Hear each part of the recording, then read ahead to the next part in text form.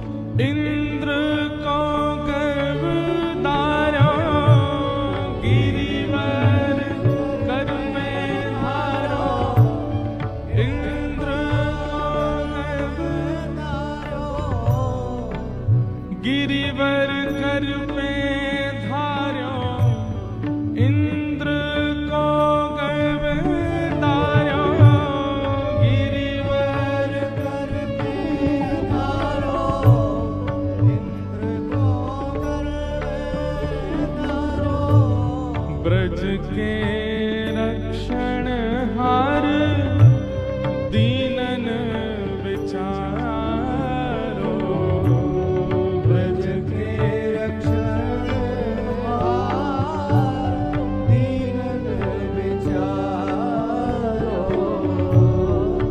ब्रज के रक्षण हार दीनन विचारो ब्रज के रक्षण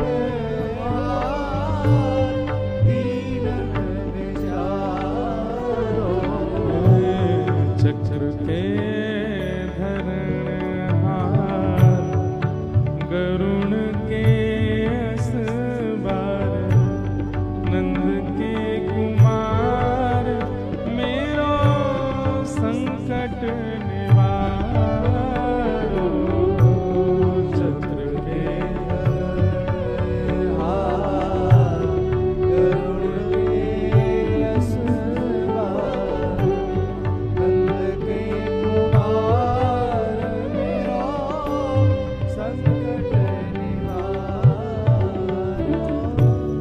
द्रुपद सुता की बेर निकाना की अबेर द्रुपद सुता की बेर निकाना की अबेर अब काहे को बेर सूर सेवक तिहारो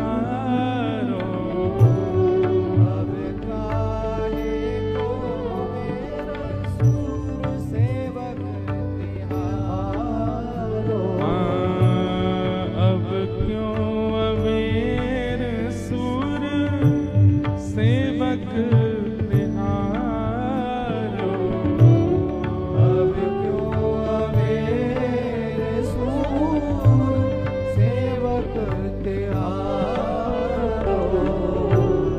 चक्र के धरण हार करुण के असबार नंद के कुमार मेरो संकट विचारो चक्र के धरण हार करुण के असबार नंद के कुमार मेरो संकट निवारो चक्र के धरण हार करुण के असबार नंद के कुमार मेरो संकट निवारो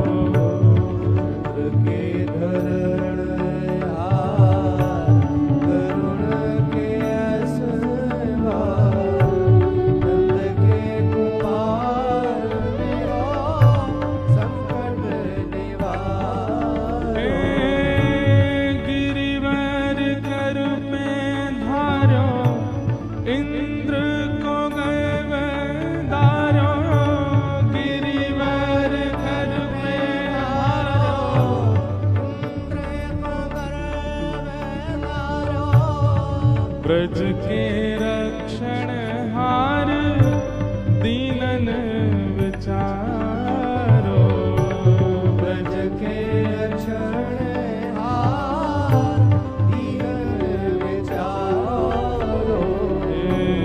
ब्रज के रक्षण हार दीनन विचारो, ब्रज के रक्षण हार दीनन विचारो,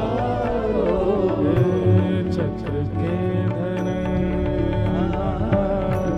करुण के असवार, नंद के कुमार मेरो संकट निवारो, के धरण हार करुण के असवार, नंद के कुमार मेरो संकट निवारो, नंद के कुमार मेरो संकट निवारो, नंद के कुमार मेरो संकट निवारो, यशोदा के लाल मेरो संकट निवारो, यशोदा के लाल मेरो संकट निवारो, ब्रज प्रतिपाल मेरो संकट निवारो, ब्रज प्रतिपाल मेरो संकट निवारो, गायों के गोपाल मेरो संकट निवारो, दारों के गोपाल मेरो संकट निवारो, प्यारे द्वारिका के नाथ मेरो संकट निवारो, प्यारे द्वारिका के नाथ मेरो श्री द्वारिकाधीश की जय जय श्री राम, जय जय श्री राम, जय जय श्री राम।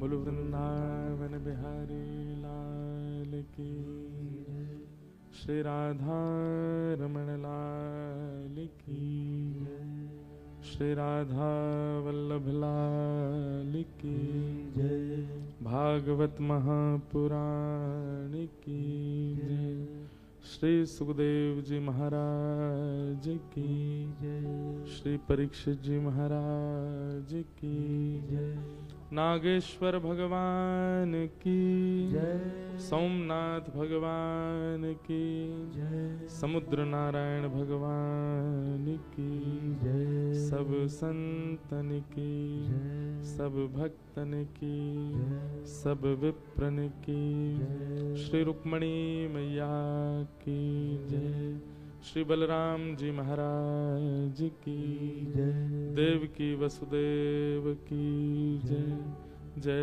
जय श्री राम, द्वारिकाधीश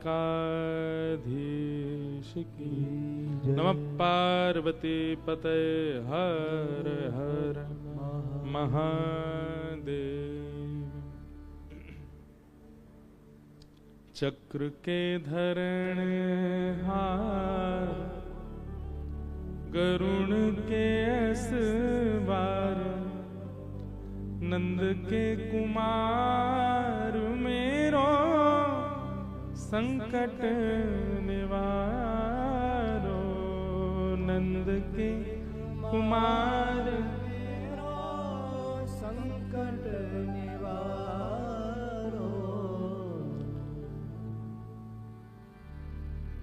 उपासना जिस प्रकार की होती है, फिर अपना उपास्य जहां जाए वैसा ही दिखने लगता है। जब उपासना ब्रज के भाव की हो तो फिर भले ही हमारा उपासक राजा धीराज बन जाए, पर तब भी उसमें वही लाड भाव ही आता है, वह वात्सल्य भाव ही आता है।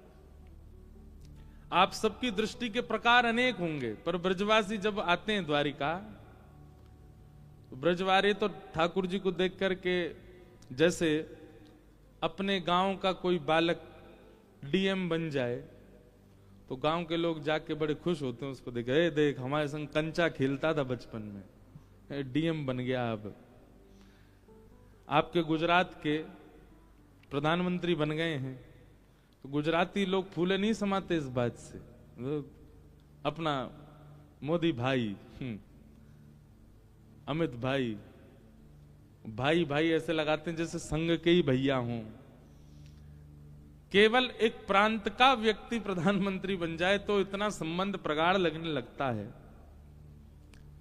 तो ये तो विश्व के जीवनाधार हमारे ब्रज के हैं, तो उनके प्रति वो ब्रज भाव आना स्वाभाविक नहीं है।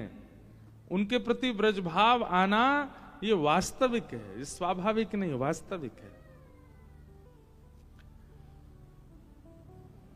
परम मंगल में परात प्रखलेश्वर अकारण करुणा वरुणालय भक्त वांछा कल्पतरु तड़िद्वित्व निंदित पीतांबरधारी श्री द्वारिकाधीश भगवान की वांगमयी प्रतिमूर्ति, शब्दमयी प्रतिमूर्ति, हम आप सबके मध्य में विराजमान श्रीमद् भागवत महापुराण को बारंबार प्रणाम। मंच पर विराजमान समस्त विप्रवृंद, समस्त गंधर्वजन, बंग परिवार, जिनके सत्संकल्प से हम आप सब लोग द्वारिका में यह आनंद ले रहे हैं, उनके परिवार के आए हुए समस्त सदस्यगण, सब श्रोता भाई बंधु और यहाँ जो भी विराज रहे हैं, सब वैष्णवों को मेरा बहुत बहुत जय श्री कृष्ण। नेक जोर तो बोलो। आप लोगों से बाहर 500 रुपए मांगे गए थे कि भीतर आपको बोलने के पैसा लगेंगे, ऐसे आलस से मैंने, हम क्या है अभी इतने शोरगुल से आए हैं, नाथद द्वार में इतना हल्ला करके आए हैं कि अब हमको यहाँ बहुत रूखा रूखा सा लग रहा है, इसलिए जोर से बोलो जय श्री कृष्ण, जय सिया राम, जय श्रीमन नारायण। कथा, एक बात याद रखिएगा, अनुष्ठानिक तो होती है, पर अनुष्ठान का सत्र सुबह हो जाता है, वो पंडित जी करा देते हैं, आपकी पूजा कराना, अक्षत छुड़वाना, पुष्प छुड़वाना। अनुष्ठानिक जब कोई क्रिया होती है तो उसमें नियम होते हैं, उसमें शांत रहना पड़ता है, उसमें बड़े भाव रखने पड़ते हैं। पर जब कथा का प्रवचन प्रारंभ होता है ना, तो वो उत्सव है, और उत्सव में उत्साह स्वाभाविक होना चाहिए। घर में ब्याह है तो ब्याह में उत्साह स्वाभाविक होता है।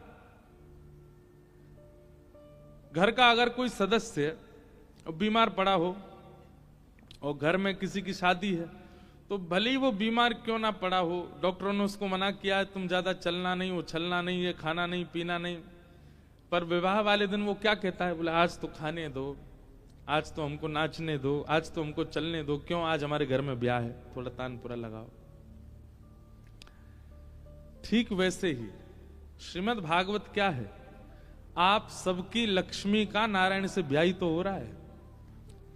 हर दिन खर्चा होता है, कथा में होता ही है, सबके भोजन प्रसाद का खर्चा होता है, कुछ ना कुछ। अब उत्सवात्मक कथा होती है तो उसमें रोज कुछ ना कुछ मनोरथ होते हैं, उनका खर्चा होता है। खर्चा थोड़ी ही है, आपकी लक्ष्मी का नारायण से ब्याह हो रहा है हर दिन, और हर दिन ब्याह में उत्साह तो चाहिए। इसलिए उत्साह पूर्वक होकर के कथा सुने तो कथा ही उत्सव बन जाती है। हम तो उत्सव वक्ता बन चुके हैं, हम तो हर जगह उत्सव ही कर देते हैं ठाकुर जी का। इतना उत्सव कर देते हैं कि अब थक गए हैं उत्सव कर करके। अब लोग हमको बोल रहे हैं आपके मुंह पे थकान दिख रही है। हमने कि क्या करें, सोते हैं नहीं, बस भाग दौड़ में लगे रहते हैं। लाल जी को यहाँ उत्सव वहां उत्सव, हम तो तब थके, हमारा लाला ही ना थके, हमारे लाल जी भी उत्सव करते ही रहते हैं। एक उत्सव पूर्ण होते ही फिर अगले उत्सव की तैयारियां शुरू हो जाती हैं। अब अगले वर्ष तो हमारे लाल जी का ब्याह उत्सव है, ब्याह है, तो अभी से ही लग रहे हैं तैयारियों में, कैसे करेंगे, कहां करेंगे, क्या योजना बनेगी। सुख में, आनंद में और उत्सव में आनंद और उत्सव तो एक ही बात है, पर सुख में और उत्सव में अंतर यह है कि सुख जो है वो क्षणिक होता है, सुख जो है वो थोड़े समय का होता है।